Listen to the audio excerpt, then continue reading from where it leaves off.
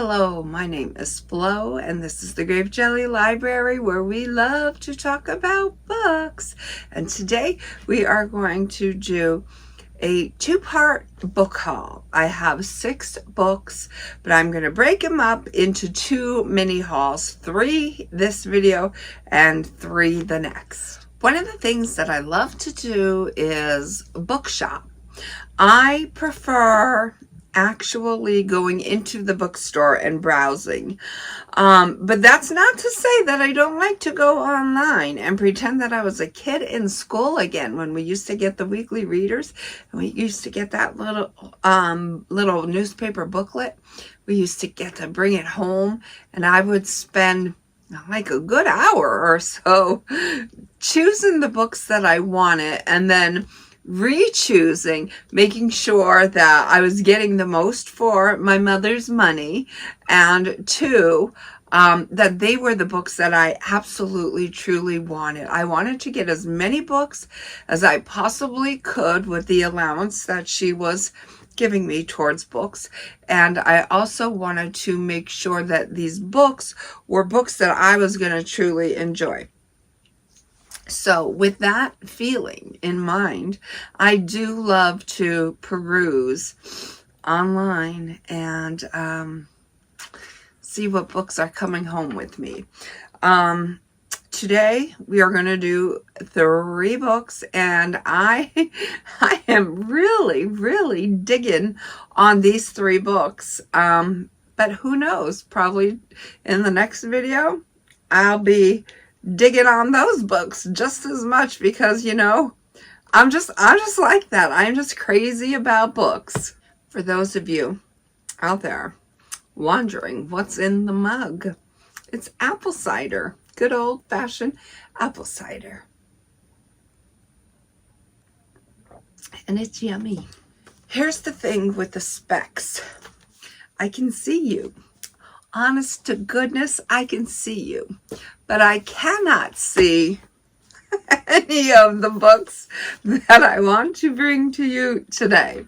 So we're probably going to have to lose the specs. And by the way, I don't know why. These aren't my favorite. They're just the perfect shade of green. And I just love them so much.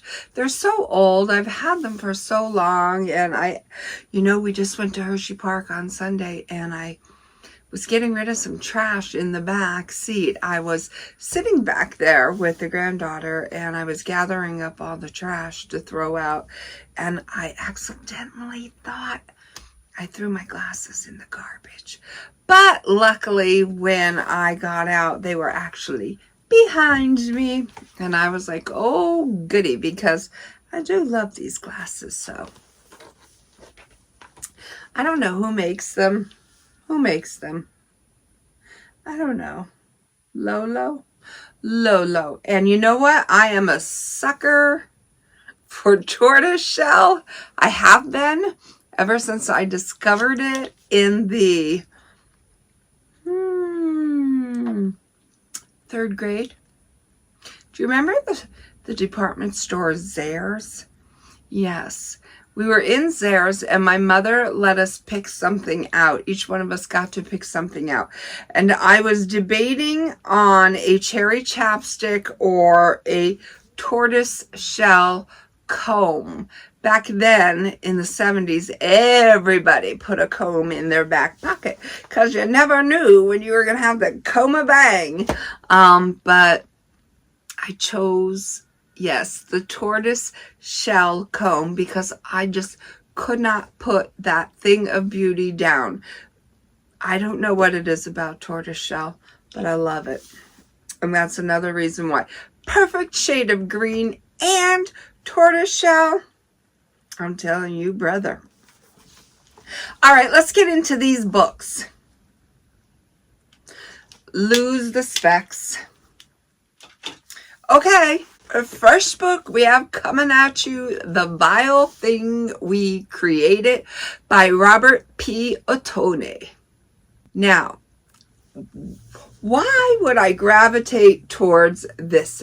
Certainly not the name, not the title. it is these crossed out faces, because that's what we used to do. That's what we used to do when we didn't like somebody. We crossed their faces out. We poked their faces out with a pen. Some of them burned their faces out with a cigarette. But we're going to go with cross their faces out with a pen. I'm no stranger to that. I have seen that in many a yearbook from my schoolmates. I don't know why. It is just a thing that we did. Not nice. Not nice at all. But anyways, moving past that negative gesture, let's get on with the getting on. This book is fun, creepy, entertaining, laced with folklore and the potential to harbor an evil child. I'm told it is one of the best stories you will ever read, and that if this book could be given all the stars in the sky, then it would be. Lola and Ian have what seemed to be the perfect marriage, and they are the perfect couple. They are residing in upstate New York when they suddenly find themselves alienated amongst their good time friends, many of whom have children. In a now or never state of mind, they decide that they too are going to jump on the bandwagon and start a family of their own. Once the wheels of parenting are set in motion, they quickly and thoroughly change their minds.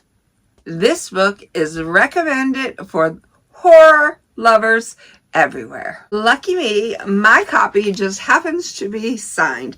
I was not in-house when he was signing, so it's not personalized, but it is a signed copy. And I have a tendency to murder soft copy books. I don't know why.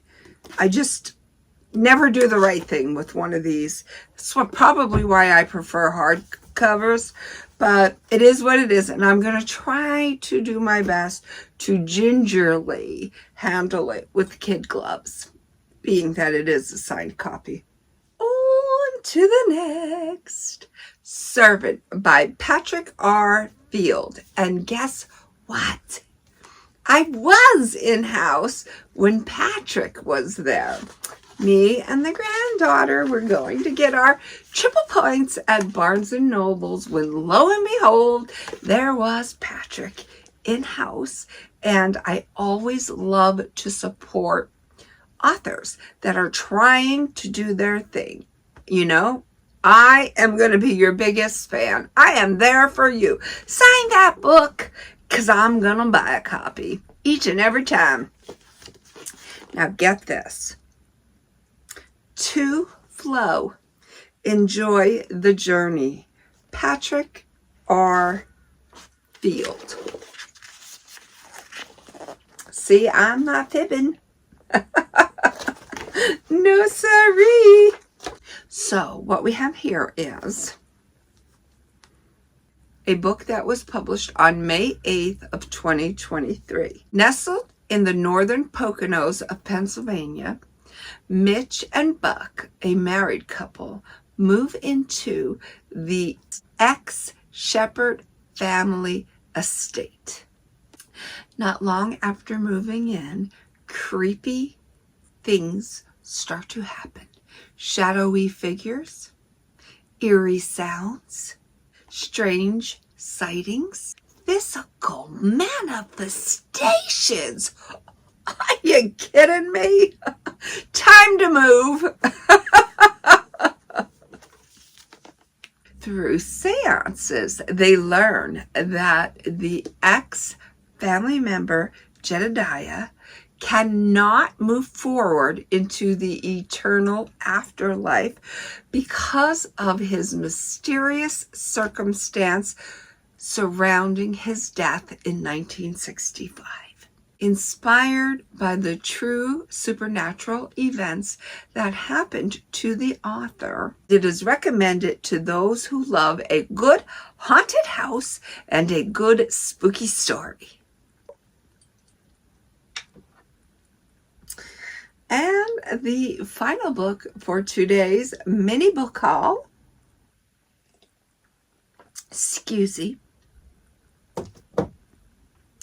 is I am just flipping over this cover.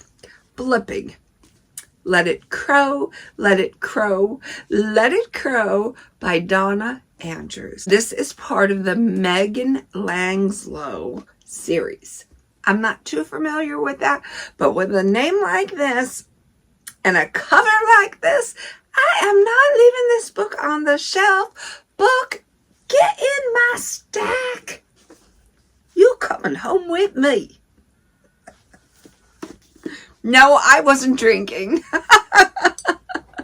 Just my apple cider. Anyways.